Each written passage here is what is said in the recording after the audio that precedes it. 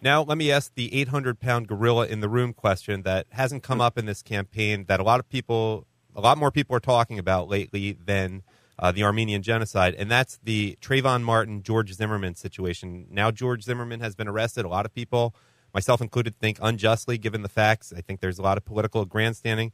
It would be nice, I know you have to attack each other and all, and again, you haven't been doing that to the extent that other candidates have, but I'd like to hear your feelings about what's been going on in Florida. As I look at that, I look at a circumstance that has been molded, shaped for advantage of not the broader public good, but of perhaps governmental special interest or political correctness. Daniel Greenfield wrote an article today that I looked at that picks up on this, and I think he makes a very, very good point. That really what we are watching is, got to step away and take a look at this. But what we're watching is an abuse of a process, and not an issue of whether or not George Zimmerman is actually guilty, but that he is somewhat a part of a class of people that includes the NRA, and those who want to defend them. It's gotten much broader than the specific aspect of the case at hand, and that is the larger lesson here to be looking at, and the question to ask, and to say is the special interest, is the governmental political correct process of which we are witnessing and are a part of, is that juggernaut taken over this circumstance, trampling really truly on justice and overlooking the actual factors at hand instead of and going into a larger picture to accomplish some broader goal that tends to demonize classes of people. I'm thinking he made a very, very good point in there, and I think that's my personal opinion. That is where we have more headed with this, and we have to be very, very careful at what is being done and allow justice unshaped by political correctness and special people who try to maneuver it for their own personal advantage. This is what we've got to be careful of, or we lose justice and protection for all of us.